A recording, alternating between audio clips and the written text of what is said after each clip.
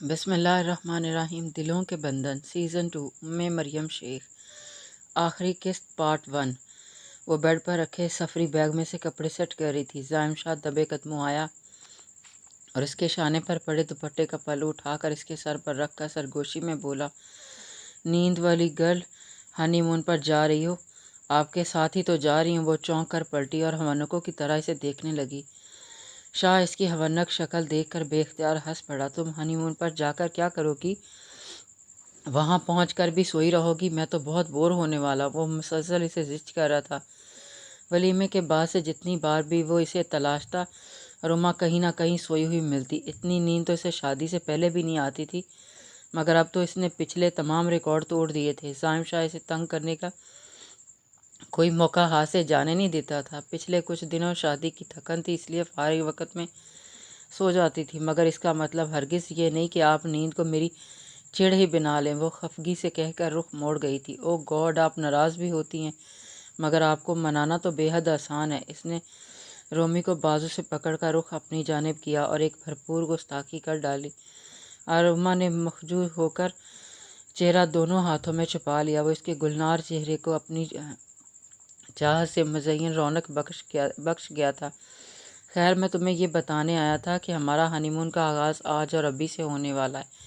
وہ معنی خیزی سے بولا، ہماری فلائٹ تو کل رات کی ہے، تب تک آپ مجھے بالکل تنگ نہیں کریں گے۔ وہ بدک کر دور ہوئی۔ شاہ نے بھرپور کہکا لگایا، فلائٹ کل ہے، مگر آج میں تمہیں ایک اور سرپرائز دینے والا ہوں۔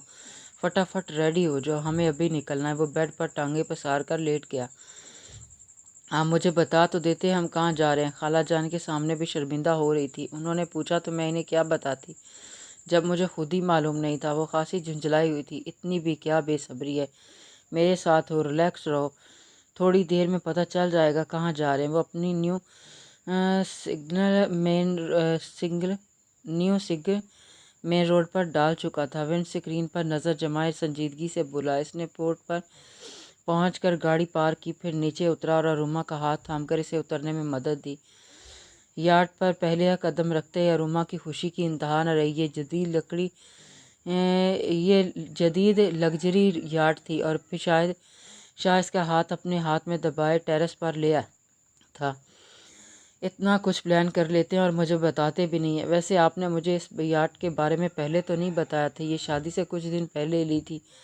مصروفیات کی وجہ سے بتانا بھول گیا، ایک دو بار ہی دوستوں کے ساتھ یہاں آیا ہوں۔ اچھا یہ بتاؤ سرپرائز کیسا لگا؟ وہ ریلنگ پر ہاتھ جما کر اس پر جھکا تھا۔ دو پیار کرنے والوں کا ہنی مون چھوٹے سے روم میں بھی یادگار بن سکتا ہے، یہ تو پھر بھی بہت شاندار جگہ ہے۔ وہ رخ پھیر کر مستعصب لہجے میں بولی۔ سمندر کی ہوائیں اس کے چہرے سے ٹکرا رہی تھیں۔ ریشمی دراز کھلی زلفیں اڑ اڑ کر شاہ کے چہرے کو سلامی دینے لگی تھی۔ واہ جناب، اتنی رومانٹک باتیں کس نے سکھائی ہیں؟ شاہ اس کے بلا جھجک کہنے پر حیران ہوا۔ ایک بے انتہا رومانٹک شخص کے ساتھ کا کچھ تو اثر ہونا تھا۔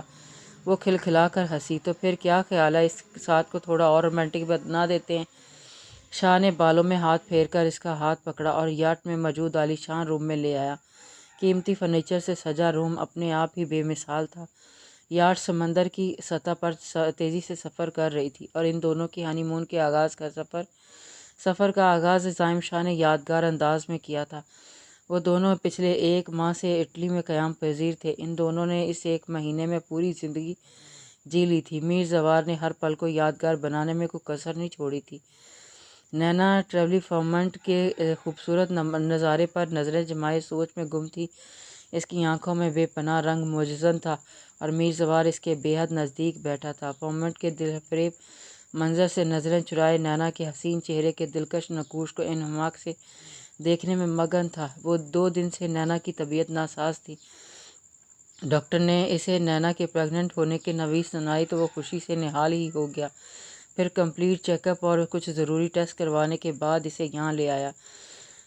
وہ بالکل تمہارے جیسا ہوگا، میر نے مخمور نگاہوں سے اسے دیکھتے ہوئے بے خودی سے کہا۔ کون؟ ہاں یار، ہمارا بیبی۔ توبہ، پاگل ہیں اب؟ وہ بری طرح جھپک گئی۔ مادام، مجھے 19-20 کا بھی فرق نہیں چاہیے۔ وہ باز آنے والوں میں سے کہاں تھا؟ یکدم اس کے شانے پر ہاتھ رکھ کر اپنی طرف کھینچتے ہوئے بولا، اف، کہیں تو خیال کر لیا کریں۔ नैना सटपटा कर इर्द गिर्द देखने लगी, फिर बोली, कभी कभी आप मुझे थोड़े से नहीं बल्कि पूरे पागल लगते हैं। भला ये कोई बात हुई? और मेरे जैसा होगा या नहीं ये मैं कैसे कर सकती हूँ? अल्लाह की मर्ज़ी होगी। मेरी बस में तो नहीं है मेरे बस में तो नहीं है। नैना को इसकी दिमागी हालत पर शुबा हुआ। यार तुम दुआ मांगो ना, मैं चाहता हूँ वो बिल्कुल तुम्हारे जैसा हो, ताकि मैं इसको भी देखूं या प्यार करूं तो इसमें भी सिर्फ तुम नज़र आओ। मीर जवार ने इसके शोल्डर पर बिखरी जुल्फ़ों को पकड़कर अपने चेहरे पर साया किया। हो ना हो पागल आशिक, वो खिलखिलाकर हंसी। सोना साईं उड़ा लो मजाक, मगर मैं तो पूरी तरह तुम्हारे प्यार में पागल हूँ। वो बेख्तियार इसके रुखसार पर झुका था। मगर मैं इतनी पागल नहीं हूँ जो सरेआम आपको खुली छुट्टी दे दूँ। फॉर गॉड सेक यार, दूर रह कर बात करें। वो बिगड़ कर दूर हुई थी, मगर मैं तो फ़िलहाल छुट्टियों पर हूँ और अपनी छुट्टियों से भरपूर फ़ायदा उठाना चाहता हूँ। वो किसी तौर भी संजीदा होता नज़र नहीं आ रहा था। तुम बहुत प्यारी हो नैन, तुमने मेरी ज़िंदगी को मुकम्मल कर दिया। तुमसे पहले मुझे इसमें कोई कशिश महसूस नहीं होती थी। वो खुमार आलूद लहजे में बोला, अम्मा और बाबा के साथ गुजर जाने के बाद जो खालीपन और तन्हाई मैंने सही है, तुम्हारे आने से इन तमाम दिनों की तलख यादें भी अब मिटती जा रही है। मीर जवार के लफ्ज़ों समेत लहजे में भी इसके लिए प्यार ही प्यार था। नैना इस एक गाल पर हाथ रखे पूरी तवज्जो से इसे सुन रही थी। इस एक महीने में मीर जवार ने इसे इतनी चाहत और तवज्जो से नवाजा था कि वो खुद को दुनिया की खुशकिस्मत तरीन लड़की समझने लगी थी। मीर के दिए गए ज़ख्म भी इसके भरपूर मोहब्बत मिलने से मांदमिल होते जा रहे थे। शाह ने कॉल डिस्कनेक्ट करने के बाद पहलू में बेखबर सोई हुई अरुमा के चेहरे पर बिखरी जुल्फ़ों को नरमी से समेटा। उठ जाओ रूमी, सुबह हो गई और हमें पाकिस्तान के लिए फ़्लाइट लेनी है। अरुमा ने सोई जागी कैफियत में इसकी कई बात पर तवज्जो दी और मफहूम समझती पट से आंखें खोल दी।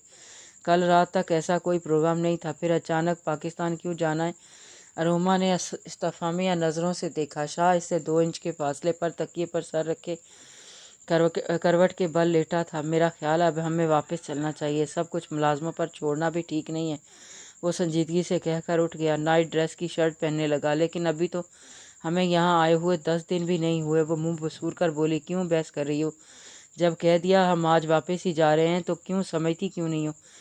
वो यकदम बिगड़ कर बोला। वो तेज़ी से बेड से उठकर वॉशरूम की तरफ बढ़ा। अरुमा इसके पीछे भागी, इसकी राह में हायल हो गई। आप ज़रूर मुझसे कुछ छुपा रहे हैं, वरना इतनी जल्दी वापस जाने की बात कभी नहीं करते। कल ही तो आपने कहा था वापस जाने का कोई मूड नहीं है। अब अचानक ये फ़ैसला कैसे कर सकते हैं? प्लीज़ बताएं क्या बात है, मेरा दिल बैठा जा रहा है। पहले प्रॉमिस करो तुम बिल्कुल भी परेशान नहीं होगी और हिम्मत से काम लोगी। शाह ने इसके सामने चौड़ी हथेली फैलाई। शायद ऐसी क्या बात है? वो रौंसी हो गई। तहरीम की डेथ हो गई है, इसलिए हमें नेक्स्ट फ़्लाइट से वापस जाना होगा। वो मध्यम आवाज़ में कहता हुआ नज़दीक आ गया। अल्लाह तहरीम, आप ही मर नहीं सकती। ये क्या हो गया शाह? मुझे तो पूरी उम्मीद थी वो बहुत जल्द ठीक हो जाएंगे। वो शाह के सीने से लग कर बिलक बिलक कर रोने लगी। अल्लाह को यही मंजूर था, इनकी इतनी ही ज़िंदगी थी। वो जिस तकलीफ़ से गुज़र रही थी ना जिंदों में थी और ना मर्दों में, इस तरह इस तकलीफ़ को से निजात मिल गई। अब तुम रो मत, इसके लिए दुआ करो। वो इसका सर सहला रहा था। पुप्पो का बहुत बुरा हाल होगा और वो ये सदमा कैसे बर्दाश्त करेंगी? मुझे इनकी बहुत फ़िक्र हो रही है। अल्लाह बहुत बड़ा है, वही सब्र देगा। तुम जल्दी से पैकिंग कर लो, 2 घंटे बाद हमारी फ़्लाइट है। आपके मज़ीद 2 केसेस रीओपन किए गए हैं। इस बार ज़मानत बहुत मुश्किल है। अब ये बताएं करना क्या है? सब के मुंह बंद करने हैं और क्या करना है? साजिद की आवाज़ पर इसने चौंक कर देखा, फिर शेव पर हाथ फेर कर पुरसोच अंदाज में बोला, वो बंद हो जाएंगे। वकील साहब मीटिंग करना चाहते हैं। कल सुबह 10 बजे का टाइम दे दूं? जान छोड़ो यार, सबसे मिल लूँगा। देख रहे हो ना थका हुआ हूँ, कल बात करेंगे। वो स्वयं की रस्मात से फारिग होने के बाद अब तक मेहमानों के बीच फंसा था। खुदा खुदा करके इसने इनसे फारिग होने के बाद घर आया था, इंतहाई बेजारी से गोया हुआ, और सोफे पर दूर तक टांगें फैला दी। प्रिंटेड हाउस से समरी जारी हो चुकी है। 2 दिन बाद प्रेसिडेंट हाउस से समरी जारी हो चुकी है। 2 दिन बाद असम्बली का इजलास है और इसके अगले दिन आपकी कोर्ट में पेशी है। वकीलों से मुलाकात बहुत ज़रूरी है। हाँ तो कर लेंगे मुलाकात भी, मैंने कब मना किया है? लेकिन पहले यहाँ से तो जान छूट जाए। यहाँ का काम तकरीबन मुकम्मल हो गया है। मेरे ख्याल से कल सवेरे ही आपको शहर के लिए रवाना हो जाना चाहिए। वक्त कम है, तुम पता करो जजेस कौन है और इनकी रिपोर्ट कैसी है।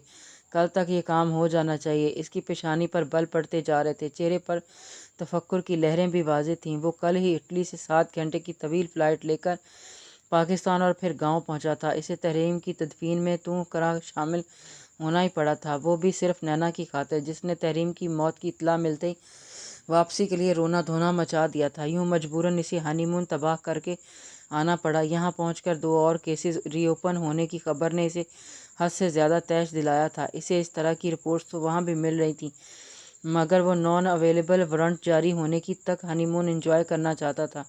تحریم کی موت کی خبر نے اس کا موڈ بے حد خراب کیا تھا۔ اچھا ٹھیک ہے، اب تم جیسا سمجھو ویسا ہی کرو، میں روم میں جا رہا ہوں، اور یاد رہے کل صبح 10 بجے نکلنا ہے۔ وہ حاکمی کہہ کر روم کی طرف جانے والا سیڑھی کی طرف بڑھ گیا تھا۔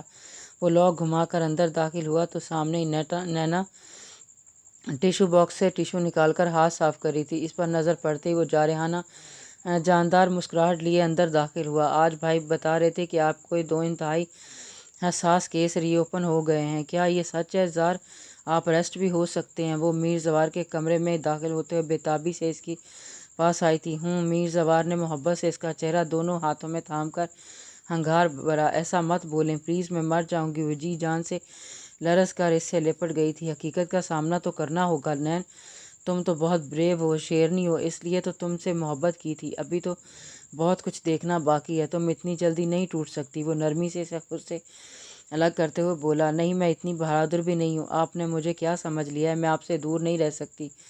وہ بلک بلک کر روتے ہوئے سر اٹھا کر بولی، سونا سائیں، میں تمہیں اندھیرے میں نہیں رکھ سکتا، آج نہیں تو کل میری گرفتاری یقینی ہے، اس کے لیے تمہیں ابھی سے خود کو تیار کرنا ہوگا۔ اور بات صرف یہاں ختم نہیں ہو جاتی، اگر کوئی پھندا میری طرف لہرایا تو وہ پھانسی کے پھندے میں بھی تبدیل ہو سکتا ہے۔ وہ اسے خود میں سمیٹتے آنے والے وقت کے لیے ذہنی طور پر تیار کرنے کی کوشش کر رہا تھا۔ نینا نے پھٹی پھٹی آنکھوں سے اسے دیکھا، آپ مجھے کس توار ہلاک کیوں کر رہے ہیں؟ ایک ہی بار مار دیں تاکہ میں آپ کا غم سہنے کے لیے اس دنیا میں نہ رہوں۔ میں یہ اذیت برداشت نہیں کرتی۔ وہ اس مردگی سے کہتے ہوئے پھوٹ پھوٹ کر رو دی۔ بچوں جیسی باتیں مت کرو نین سائیں، حالات سے مقابلہ کرنا سیکھو، ان حالاتوں سے لڑو گی تبھی کامیاب رہو گی، اگر میں نہ رہوں تو آگے چل کر تمہیں ہی میری جگہ سنبھالنی ہے۔ تم جانتی ہو میرے آگے پیچھے کوئی نہیں ہے، اور میرے بچے کو اس قابل ہونے میں بہت وقت درکار ہے۔ میں نے تم جیسی بولڈ اینڈ کانفیڈنٹ لڑکی کو اپنا ساتھی بنانے کے لیے اسی لیے چنا تھا تاکہ وہ ہر مشکل میں میرے ساتھ ڈٹ کر کھڑی رہے، مگر تم تو مجھے مایوس کر رہی ہو۔ ابھی سے خود کو رو رو کر ہلکان کر لیا، اگر واقعی میرے ڈیتھ وارنٹ جاری ہو گئے تو تمہارا کیا ہوگا؟ مجھے تو اب تمہاری فکر ہو رہی ہے۔ وہ حقیقتاً فکر مند ہوا تھا۔ آپ کی انہی باتوں سے تو مجھے ڈر لگ رہا ہے، آپ سوچ بھی نہیں سکتے آپ کی یہ باتیں مجھے کتنی تکلیف پہنچا رہی ہیں۔ زار، آپ کچھ کرتے کیوں نہیں ہیں؟ آپ کے تعلقات کب کام آئیں گے؟ کوشش تو کر رہا ہوں، سب ہو رہا ہے، باقی اللہ کی مرضی ہے۔ سب کچھ اس پر چھوڑ کر مطمئن ہو جاؤ، اور یہ بتاؤ تم نے ہمارے بیبی کے لیے اچھے اچھے نام سوچ لیے؟ میں نے تو اپنی لسٹ بنا لی ہے۔ وہ ہلکے پھلکے لہجے میں باتیں کر کے اسے بہلانے کی کوشش کرنے لگا تھا۔ اپنی تئیں وہ اسے بہلانے میں کامیاب ہو گیا تھا۔ پھر اس نے پرکیف لمحات سے سجی خوبصورت شب کے اہتمام پر نین کے گرد بازو کے حلقے کو مزید تنگ کیا، اور چند ہی لمحوں میں شدید اعصابی تناؤ اور تھکن کے باعث بے خبر سو گیا۔ مگر نینا کی نیند ہمیشہ کے لیے اس کی آنکھوں سے رخصت ہو چکی تھی۔ آنے والا کل اس کے لیے بھیانک شب و روز و شب نے اس کی نیندیں اڑا دی تھیں۔ وہ یک ٹک سوئے ہوئے میر کو دیکھ رہی تھی، اس کی آنکھوں کے گوشے یک بار بھیگنے لگے تھے۔ جیل مردوں کے لیے بنی ہے میری جان، وہ مرد ہی کیا جو جیل جانے سے گھبرا جائے۔ اب میری بیوی ہونے کا ثبوت دو، اور ایک پیاری سی اسمائل دے کر مجھے یقین دلاؤ کہ میرے پیچھے تم بالکل بھی نہیں رہو گی، بلکہ صبر اور حوصلے سے کام لو گی۔